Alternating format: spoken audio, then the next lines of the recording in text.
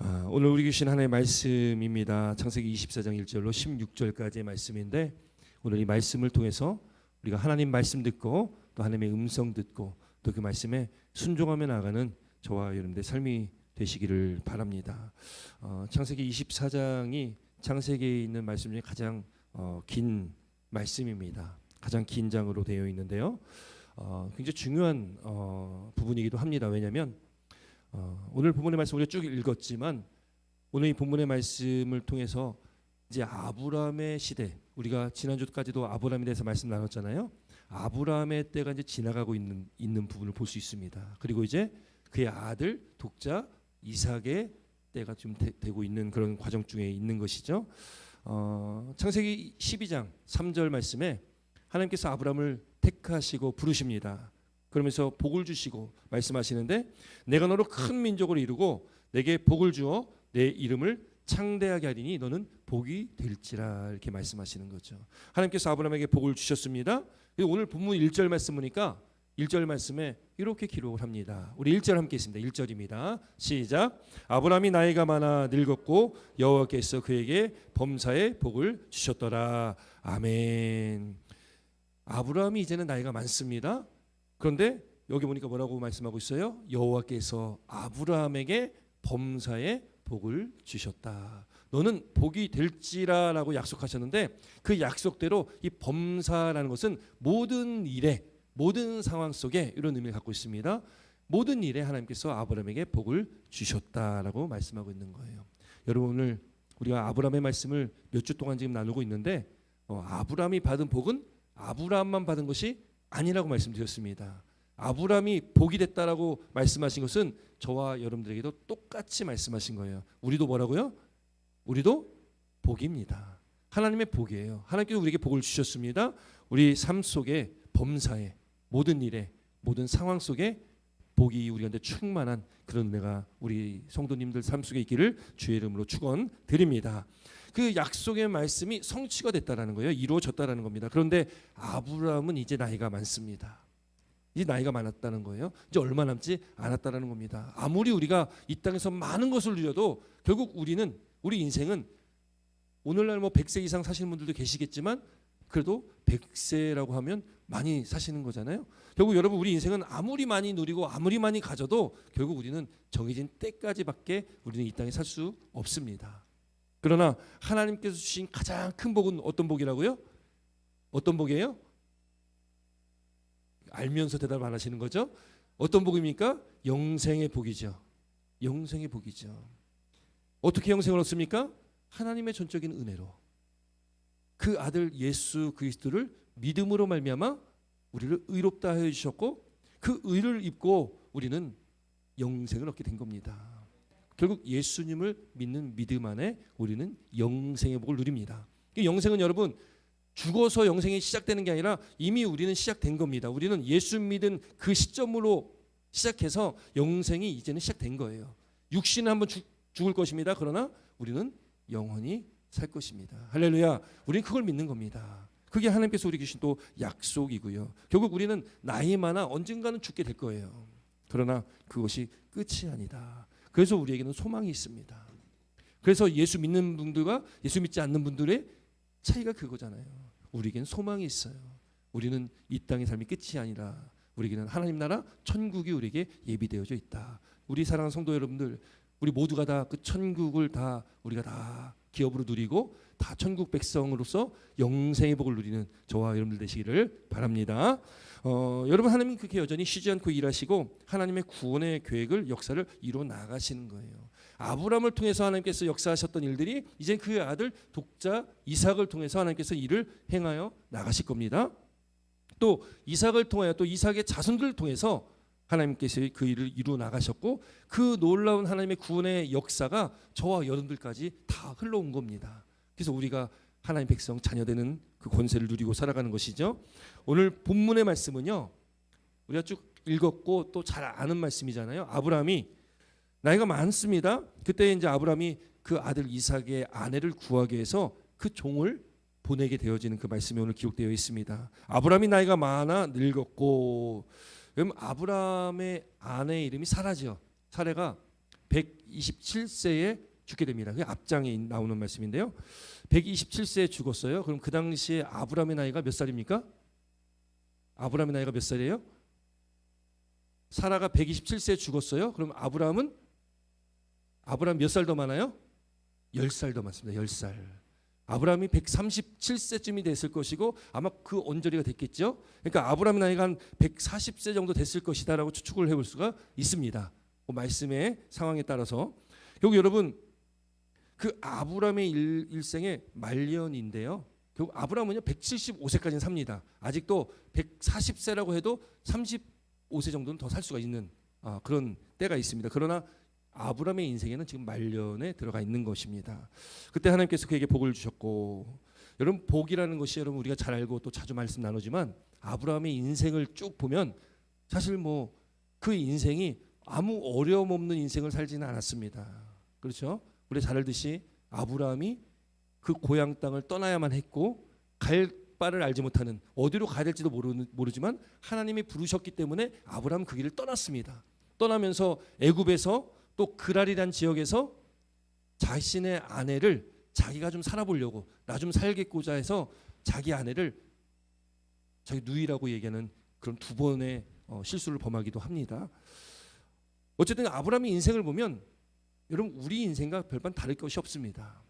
우리도 살아가다 보면 여러 가지 일들을 겪으면서 살아가게 됩니다. 앞으로도 우리에게 남은 인생을 살아갈 때에 우리가 생각하지 못했던 많은 일들이 계속 일어나게 될 겁니다. 우리의 삶은 그렇다라는 거죠. 각자 처한 상황은 다를지 모르겠지만 여전히 우리에게는 많은 일들이 앞서 있게 될 것입니다. 그러나 하나님께서 함께 하신다라는 것, 범사에 복을 주셨다라는 것은 어떠한 상황과 여건과 환경일지라도 하나님께서 저와 여러분들과 함께 하시기 때문에 우리는 어떠한 상황에서도 우리는 능히 승리할 줄 믿습니다. 어떤 어려움이 우리 가운데 와도 그 어려움이 내가 혼자 간다는 것이 아니라 하나님께 맡겨드리면 하나님께서 책임져 주실 것이기 때문에 우리는 그 하나님만을 바라보며 나가면 됩니다. 하나님을 의지하고 나아간다면 우리 인생길을 하나님께 책임져 주신다라는 거예요.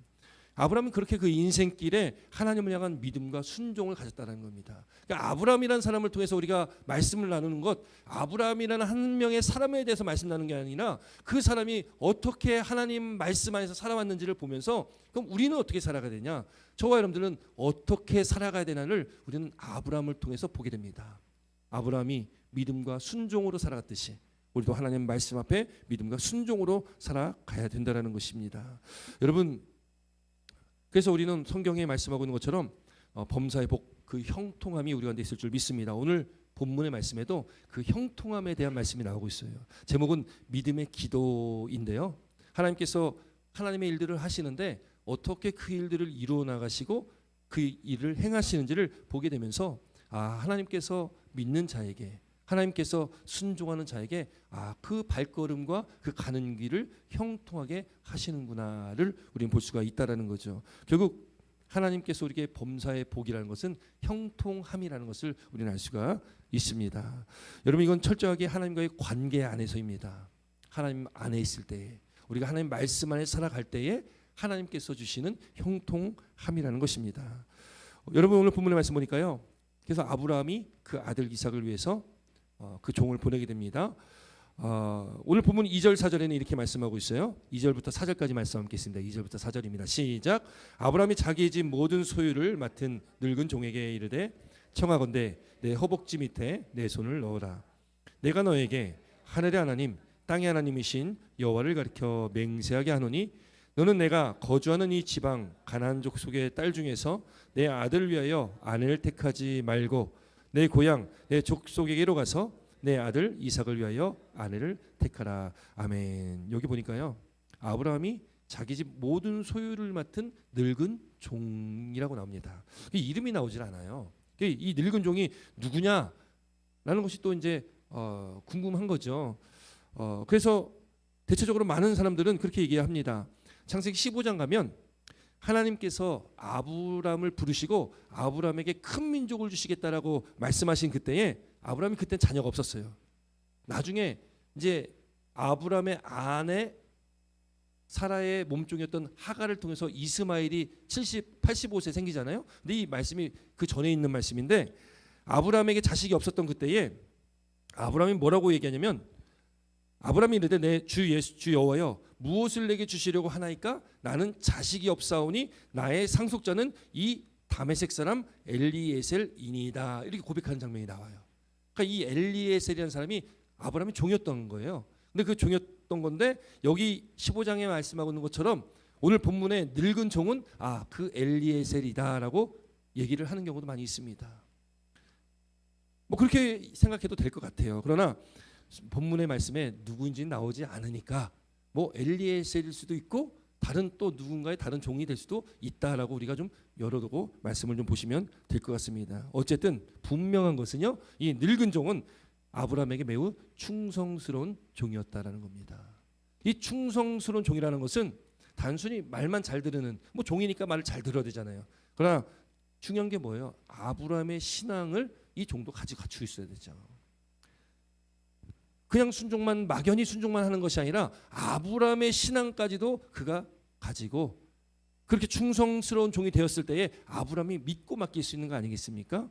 결국 이 아브라함이 자기 모든 소유를 맡겼던 그 종에게 지금 아들 이삭의 배우자 이삭의 아내를 가서 데리고 오라는 그런 이야기를 듣게 됩니다. 그러면서 아브라함이 그 늙은 종에게 이렇게 맹세하라는 거예요. 여기 말씀 보니까 허벅지 밑에 손을 넣고 맹세하라는 겁니다. 허벅지 밑에 손을 넣고 맹세하라. 근데 여러분 이걸 좀 더 정확하게 번역하면 아브라함은 종에게 자신의 사타구니 아래에 손을 넣고 맹세하라는 겁니다. 사타구니. 여러분 우리가 야곱의 말씀을 볼 때 천사가 야곱의 어디를 쳤다고 말씀합니까? 무슨 뼈를 쳤다라고 말씀하죠? 환도뼈 이렇게 얘기하잖아요. 이 사타구니가 바로 환도뼈를 나타내는 그 부분입니다. 그런데 이 사타구니에 손을 넣다라는 것은 그 당시에 고대 근동에서 맹세를 할 때요. 누군가와 이렇게 맹세를 할 때 가장 강력한 그 맹세 행위가 사타구니에 손을 넣는 것입니다. 그 맹세는요.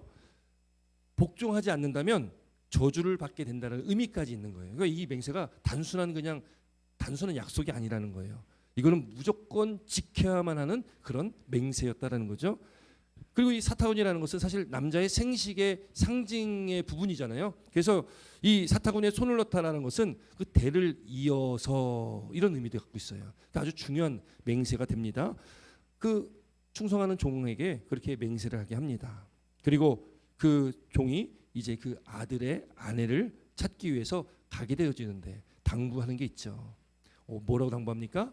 아브라함이 그 늙은 종에게 당부하기를 지금 우리가 사는 여기 가나안 땅 말고 내 고향 땅에 가서 그 아내를 데려와라. 이걸 말하고 있는 겁니다.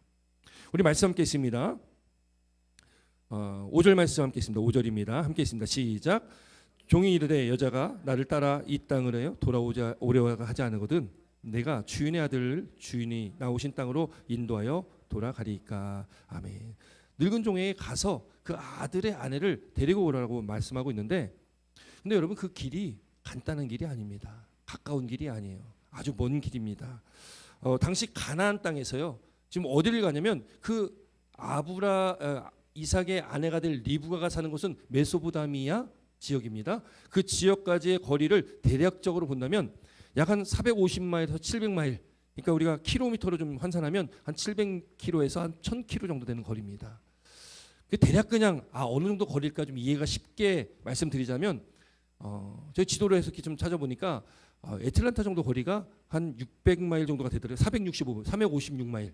456마일이니까 한 700km 정도가 되는 게 여기서부터 애틀란타까지 길입니다. 거기를 걸어가야 되는 거예요. 그게 뭐 이상될 수도 있겠죠. 그 길을 걸어가는데 요즘에 내비게이션이 아주 친절하게 걸어서 얼마나 걸린지도 나오잖아요. 그걸 한번 제가 해보니까 걸어서 가면 그냥 넉넉히 잡아 한 20일에서 한 30일 정도 거리를 걸어가야 되는 겁니다. 근데 지금 이 종이 지금 젊은 청춘이 아니잖아요. 뭐라고 기록합니까? 늙은 종입니다. 나이가 어느 정도 있는 거예요. 그러니까 이 30일 정도를 걸어가야만 하는 그런 거리를 갑니다. 근데 갈 때에 어쨌든 주인이 얘기를 했으니까 명령을 했으니까 주인의 말을 듣고 가지만 만약에 갔는데 어떤 여인을 만났는데 안 온다고 하면 어떡합니까? 이거죠. 안 온다고 하면 어떡합니까? 그러면 내가 주인의 아들을 그 땅으로 인도하여 데려가야 됩니까? 그러면 예를 우리가 생각을 해본다면 에타는 땅까지 걸어갔습니다. 안 온다고 그래요. 그러면 주인의 아들을 데리러 또 어디까지 와야 됩니까? 템파에 다시 와야 됩니다. 또 여기서 어떻게 해요? 다시 또 데리고서 에타나가 또 올라가야 됩니다. 이걸 묻는 거예요. 그렇게 해야 됩니까?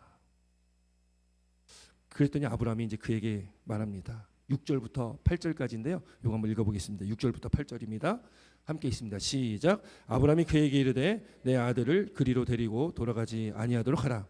하늘의 하나님 여호와께서 나를 내 아버지 집과 내 고향 땅에서 떠나게 하시고 내게 말씀하시며 내게 명령하여 이르시기를 이 땅을 내 씨에게 주리라 하셨으니 그가 그 사자를 너보다 앞서 보내실지라 내가 거기서 내 아들을 위하여 아내를 택할지니라. 만일 여자가 너를 따라오려고 하지 아니하면 나는 이 맹세가 너와 상관이 없나니 오직 내 아들을 데리고 그리로 가지 말지니라. 아멘. 이 말씀이 어떤 의미예요? 종은 묻습니다. 그러면 그 아들 데리고 가야 됩니까? 라고 했을 때 가지 말라라는 것을 6절에도 8절에도 똑같이 말하고 있어요.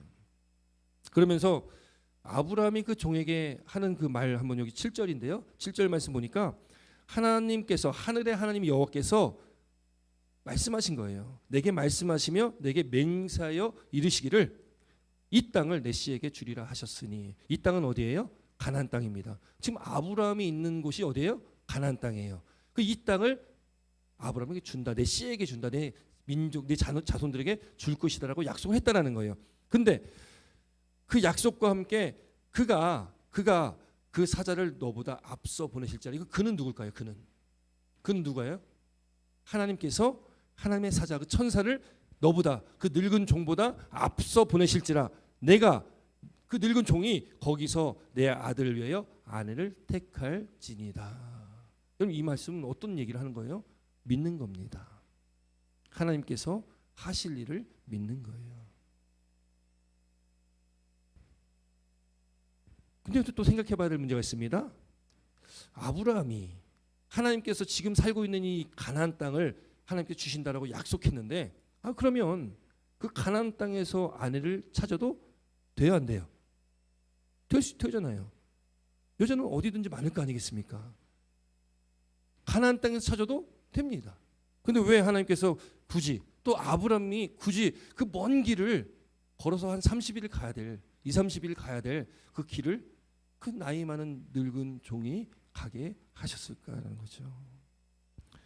결국 여러분 이거는 하나님께서 말씀하신 그 말씀 때문에 그랬습니다. 신명기 7장에 보면요. 신명기 7장 3절 4절 말씀인데 제가 한번 읽어드릴게요. 왜 이방 민족 사람들과 결혼하면 안 되는지에 대해서 분명하게 하나님 말씀하셨거든요. 신명기 7장인데 또 그들과 혼인하지 말지니 그들은 이방 사람들입니다. 내 딸을 그 아들에게 주지 말 것이요 그 딸로 내 며느리를 삼지 말 것은 왜 이렇게 하면 안 되냐면 그가 내 아들을 유혹하여 그로 여호와를 떠나고 다른 신들을 섬기게 함으로 여호와께서 너에게 진노하사 갑자기 너희를 멸하실 것임이라. 이게 무슨 말씀이냐면요. 하나님께서 구약에 그렇게 이방 여인들과 이방 사람들과 혼인하지 말라고 말씀하셨던 것은 그들이 유혹을 함으로 여호와를 떠나게 한다라는 거예요. 안 믿는 사람과 결혼한다고 뭐 문제가 되겠습니까라고 말할 수 있습니다. 근데 저도 청년을 제가 담당했을 때 청년들에게 늘 했던 얘기가 있어요. 꼭 믿는 사람 만나서 결혼하십시오.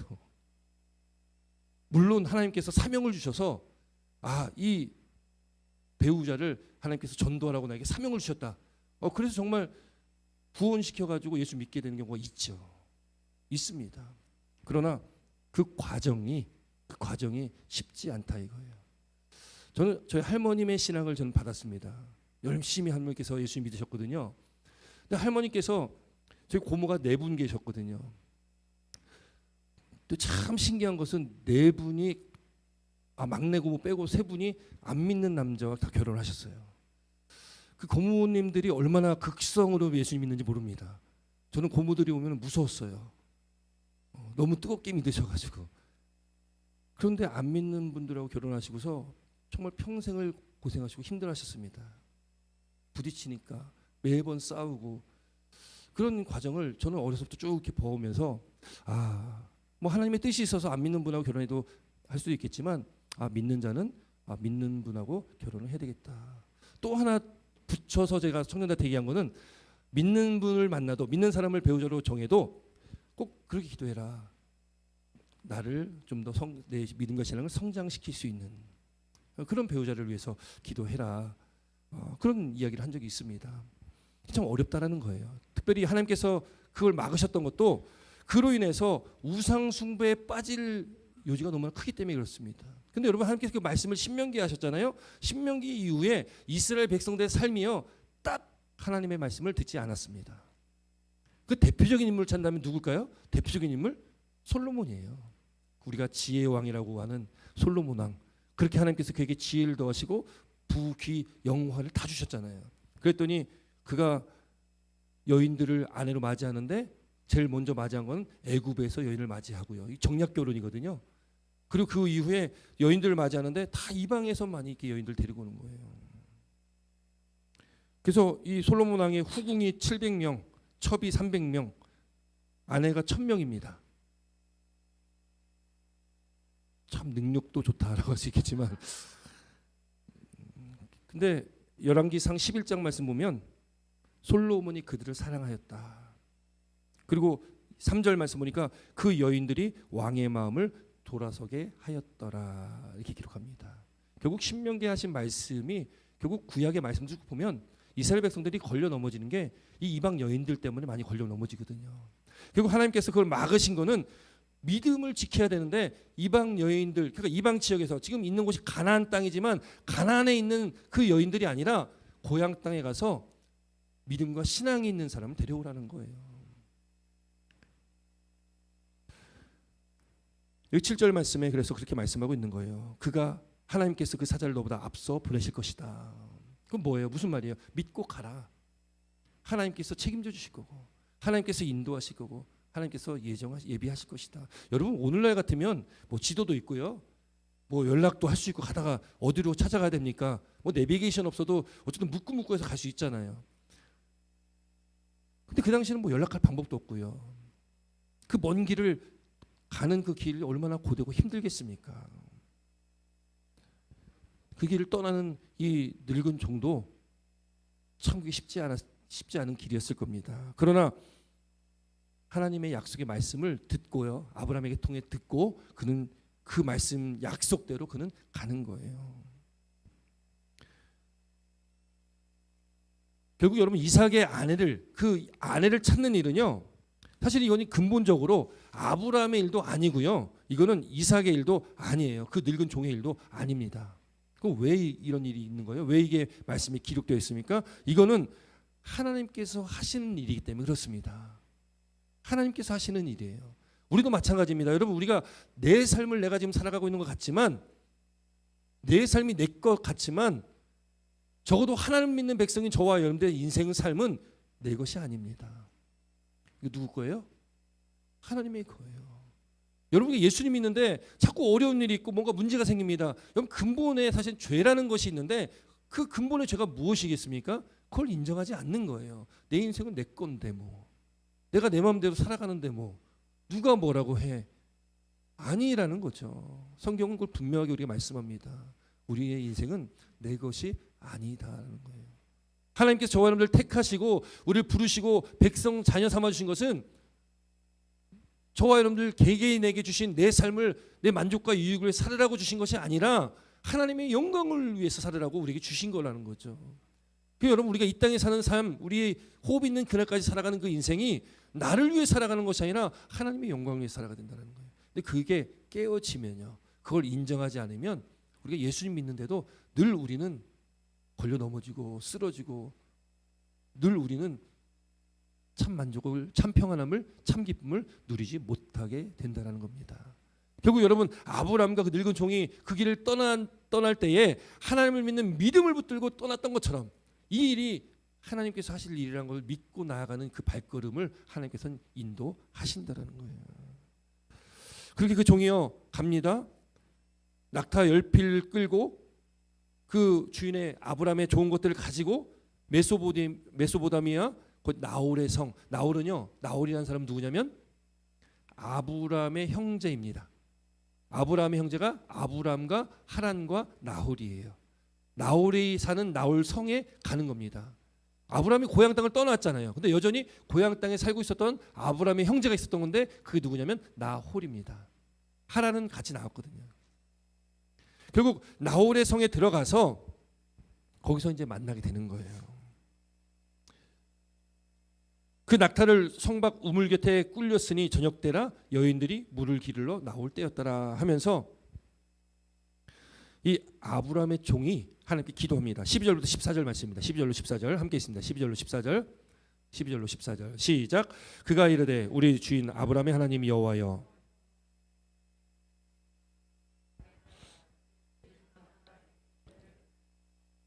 성중 사람의 딸들이 물 길러 나오겠사오니 내가 우물 곁에 서 있다가 한 소녀에게 이르기를 청하건대 너는 물동이를 기울여 나로 마시게 하라 하리니 그의 대답이 마시라 내가 당신의 낙타에게도 마시게 하리라 하면 그는 주께서 주의 종 이삭을 위하여 정하신 자라.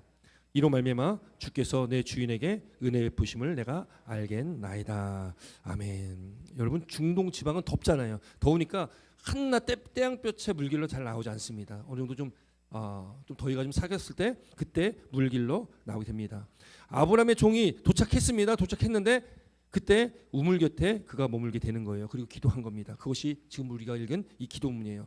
오늘 나로 나에게 순조롭게 만나게 하사 누구를요?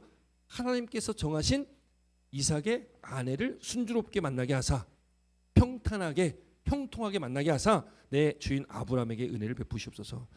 누구에 기도하는 거예요? 하나님께 기도합니다. 많은 딸들이 물길로 나오는데 그 우물 곁에 서 있다가 하면서 뭔가 조건을 거는 거예요. 이렇게 되면 그것이 내 주인에게 은혜를 베푸심을 내가 알겠습니다라고 조건을 걸고 있습니다. 여러분 조건을 거는 기도가 좋은 기도라고 합니까? 아니라고 합니까? 좋은 기도라고 해요? 아니라고 해요? 하나님 내가 이렇게 할 테니까 하나님 이거 해주세요. 하나님 이거 해주시면 내가 이렇게 하겠습니다. 물론 그렇게 해도 됩니다.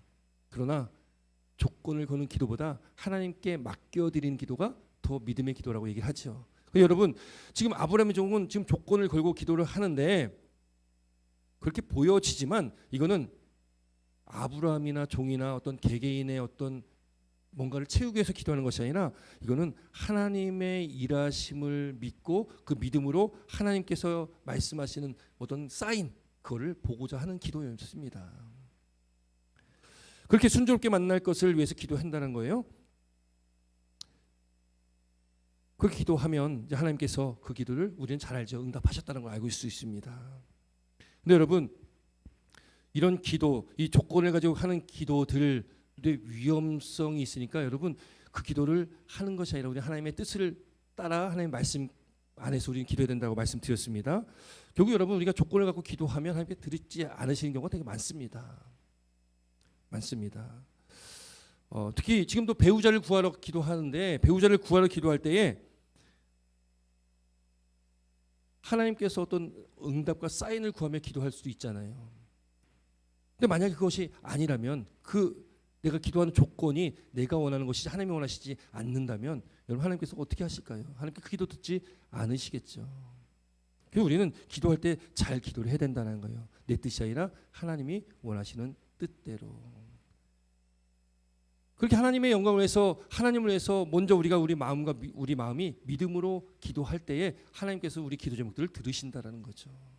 그 무엇이 먼저 선행되어야 될까? 무엇이 먼저 앞서야 될까를 우리는 분명하게 생각해야 될 줄 믿습니다.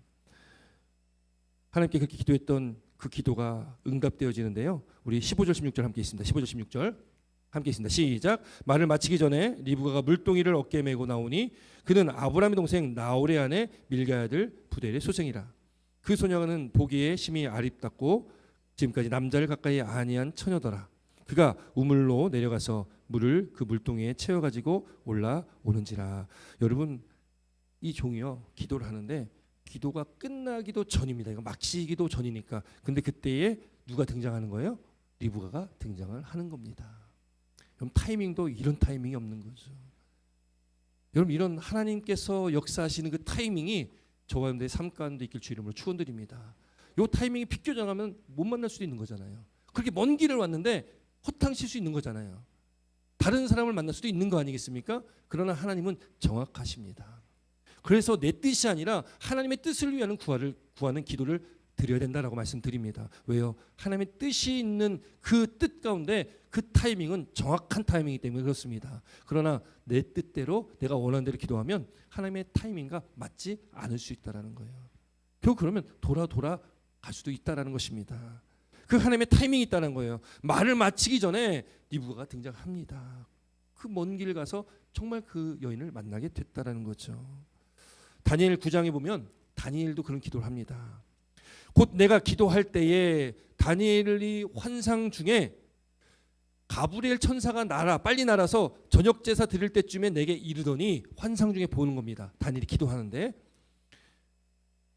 그 천사가 와가지고 가브리엘 천사가 나와서 가르치며 내게 말하되 다니엘아 내가 이제 내게 지혜와 총명을 주려고 왔느니라. 근데 뭐라고 여기 23절 다니엘 9장 23절에 말씀하고 있냐면 곧 내가 기도를 시작할 즈음에 명령이 내려졌으므로 하나님의 명령이 내려진 겁니다. 이제 내게 알리러 왔느니라. 너는 크게 은총을 입은 자라. 그런즉 너는 이 일을 생각하고 그 환상을 깨달을지니라. 다니엘이 기도를 시작할 즈음이라는 거는요. 시작하자 곧입니다. 그러니까 우리가 기도할 내용도 있잖아요. 기도를 하시잖아요. 하나님께서 역사하시는 역사는 이미 우리의 마음을 하나님이 다 알고 계시잖아요. 너희 구할 것, 너희 필요를 누가 알고 계세요? 하나님이 다 알고 계신다는 것이 마태복음에 예수님께서 하신 말씀이잖아요. 먼저 그의 나라와 그의 의를 구하라. 그러면 이 모든 것을 너에게 더하여 주신다라고 약속하셨잖아요. 하나님께서는 이미 우리 필요를 다 알고 계십니다. 우린 기도하죠. 우리가 기도를 시작할 즈음에 시작하자마자 하나님께서는 역사하십니다. 할렐루야. 그래서 우리가 기도하는 것 물론 우리가 뭔가를 받기 위해서 기도하는 것이 아니라 기도는 하나님과 대화입니다. 하나님과 관계라는 거예요. 하나님과 우리가 누군가와 대화를 계속 하듯이 하나님과 대화 기도입니다. 그러나 그 대화 속에 우리가 하나님께 구하는 것이 있다면 우리가 믿음으로 하나님께 구한다면 하나님께서는 즉시 역사하신다는 거예요. 그러나 그 방법과 때는 우리는 알 수 없습니다. 하나님의 방법과 때에 하나님께서 역사하신다라는 거예요. 오늘 기도를 마치기도 전에 리브가가 등장합니다. 믿음의 기도는 하나님의 타이밍에 딱 맞는 기도가 믿음의 기도가 될 겁니다. 여러분 기도가 저와 여러분의 기도가 믿음의 기도가 되시기 주 이름으로 축원드립니다. 그래서 하나님의 타이밍에 딱 맞는 저와 여러분들 그래서 우리가 이 아브라함의 늙은 종이 가서 정말 그 리브가를 만난 것처럼 그 여인을 또 데리고 이제 오는 것처럼 우리 인생에 하나님께서 그렇게 역사하시는 하나님도 놀라운 일들을 경험하시기를 주님의 이름으로 축원드립니다. 여러분 믿음의 기도 오늘부터 당장 시작하시고 믿음으로 주를 바라보시고 주님께서 이루실 일들을 기대하면서 우리가 기도하며 나가는 복된 또 한 주간의 삶이 되시기를 주님의 이름으로 축원드립니다. 기도드리겠습니다.